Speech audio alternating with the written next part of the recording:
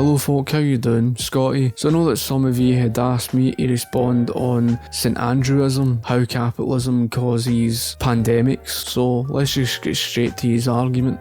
This week marks a year since the first lockdowns and restrictions began across the world in response to the first wave. On March 11th, the spread and severity of the virus led to its characterization as a pandemic. Since then, governments have faced diverse challenges and difficult decisions in the face of such a dire threat. Some countries have remained entirely virus-free, others have successfully limited spread, and others still face apocalyptic levels of daily new cases.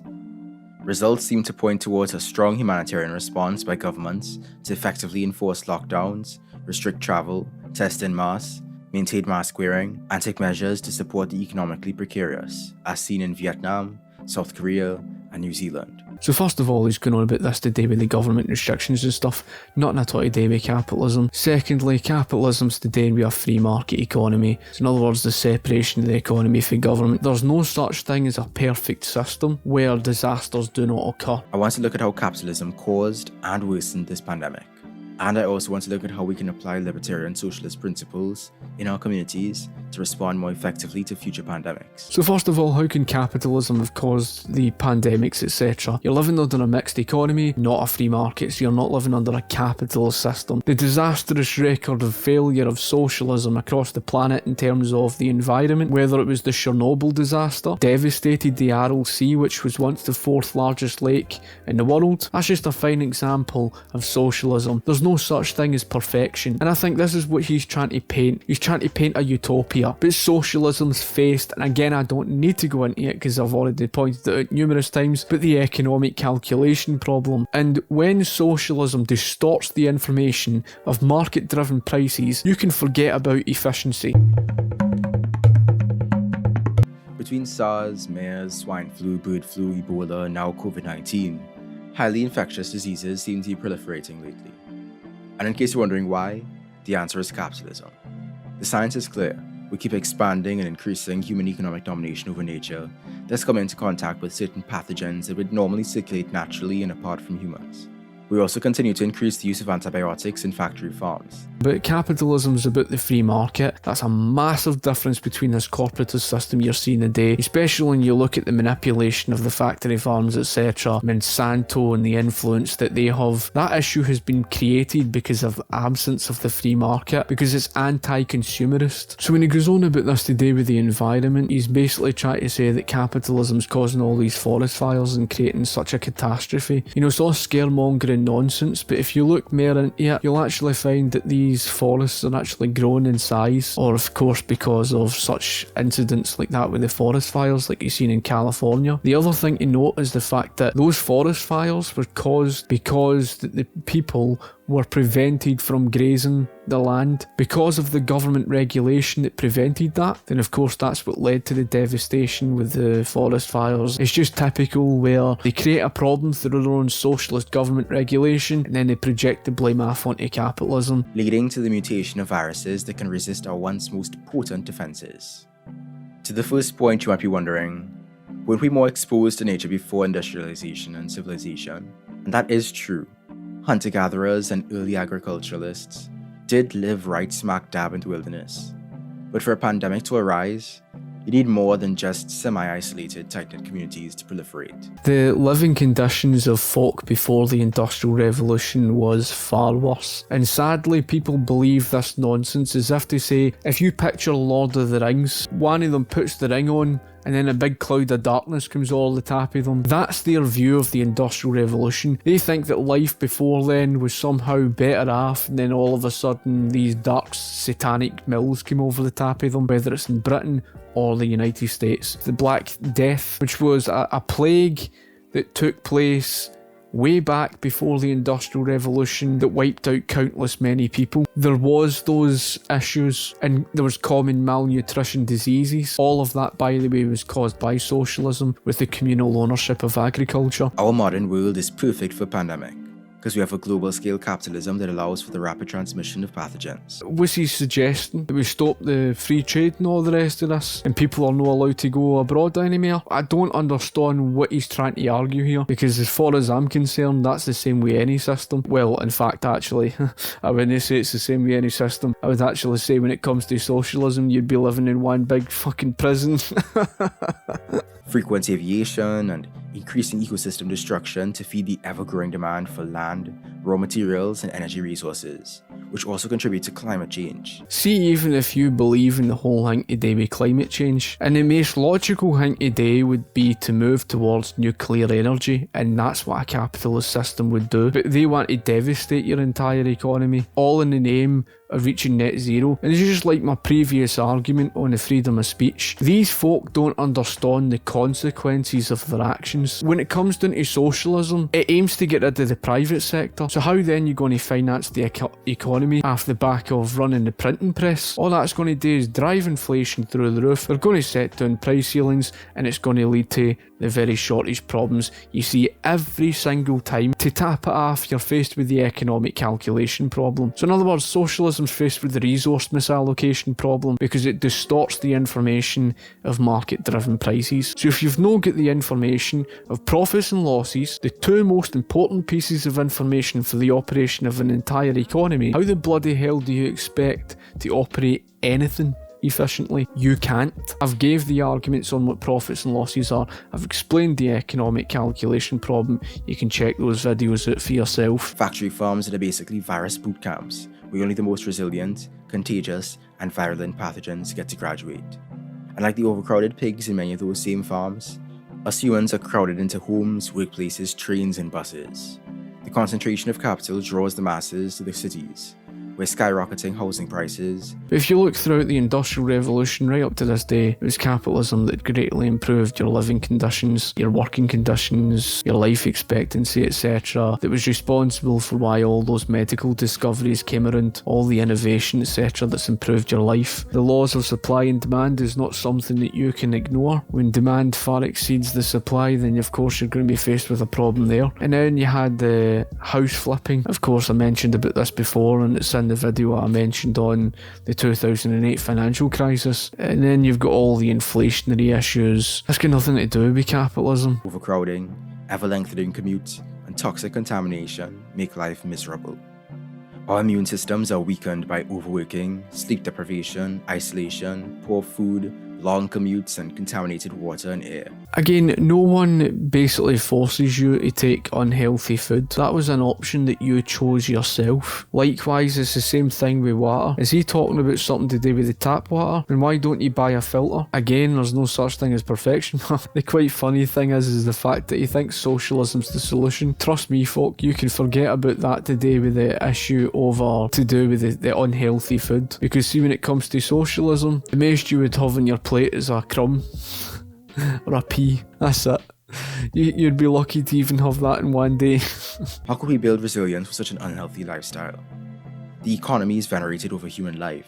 Economics is a question of your place on this earth with scarce natural resources. It's a question of how you can better improve your material living standards whilst using the fewest resources possible. It's how you can translate those scarce natural resources into commodities to provide for the market whilst using the fewest possible. How do you achieve that in the most efficient means possible, in other words, because resources are scarce? Analysing given policies, whether short term or long term, and analysing the given effects that they have on the economy. Why the hell does he think that putting economics over human life is a negative? If you're going to rail against economics, you're basically going to end up like, well, let's face it, Venezuela, and we all know what socialists are bloody well famous for, and they do it all the bloody well time. He's got the audacity to say economics over human life. So in other words, he's basically saying he's not got a clue about economics. Leading to a delayed response to virus containment and transmission between those forced to work and their own families. In the case of China, its opening up to global capitalism in the past few decades has led to a gross rise in conspicuous consumption and capital accumulation, and an explosion of wet markets in the country. How terrible that finally they had food to eat. It really is funny to say the least, because see, before 1977, China was a disaster, and it faced the greatest catastrophe of the 20th century, wherein the Great Leap Forward is the result of the communal ownership, the centralisation of agriculture. More than 40 million people starved to death. That was a catastrophic consequence of what happened with regards to socialism. Yet he's scoffing at the idea that they opened the market to some extent after 1977 thanks to Deng Xiaoping, and somehow that was a negative impact on China. Oh, how awful. Of course, China's moving in the opposite direction now, as you can see in what it's done to Hong Kong of recent, but Due to the international competitive nature of capitalism, superpowers across the world would rather quarrel than coordinate. that's because of the way that China has been behaving, dumping mass steel that's creating problems in other economies and stuff like that. That's the very reason why Donald Trump had taken the action that he did. Now, I'm not someone that's a big fan of the protectionist tariffs, but I can understand the logic of why that had came around. He's trying to make it out that China can just do whatever the hell it likes and somehow they'll just cooperate. That's not how the real world works. And that's not even getting into the way the internet has become a hotbed for the rapid spread of misinformation and conspiracy theories.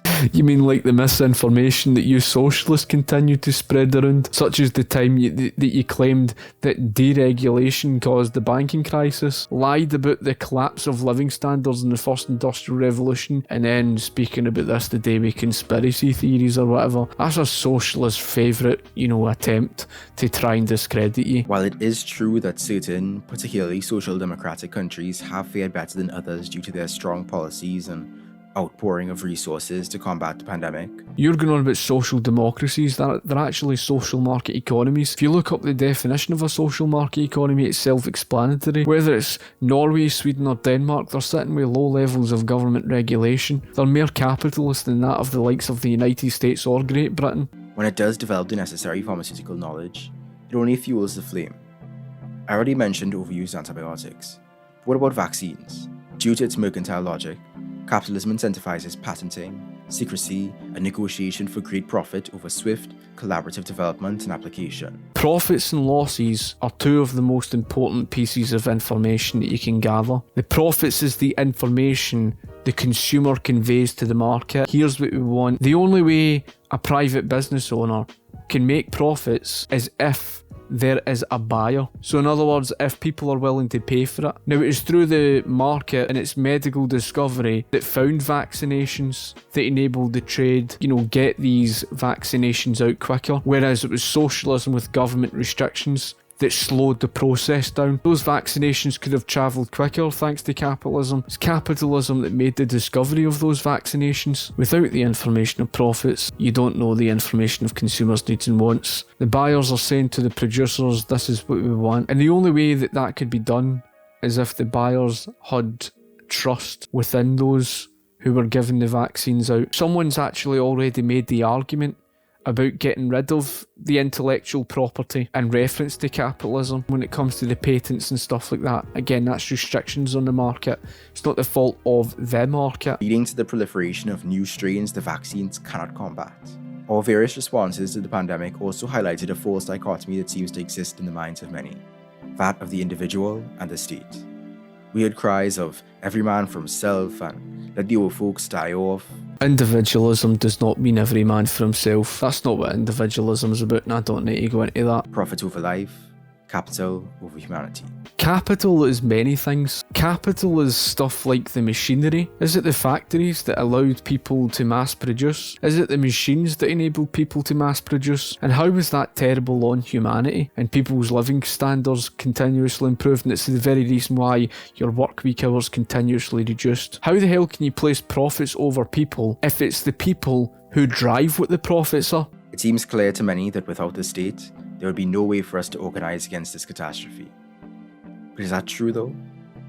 We've seen again and again how states are sluggish and ham-fisted, and how their hierarchies create incentive structures where power and capital interfere with most efficiently and effectively saving the population. You are going to need to try and get rid of the private sector if you want to get rid of capitalism. How are you going to get rid of the private sector completely without the state? How's the state just going to wither away? And then to follow up with the next question, with Great Britain being about 65 to about 68 million people, how then are you going to stop 65 million people going and doing their own thing? How then are you going to stop them starting up their own private business? Well, you're going to need some entity there to control them, aren't you? How else are you going to keep them on the same page? How else are you going to keep the private sector out of place? After all, society is made up of individuals who are all self-interested. You see, your idea of socialism cannot avoid totalitarianism because you need a dictator to take you there in the first place to get rid of the private sector. We need to develop robust networks for the free transmission of information.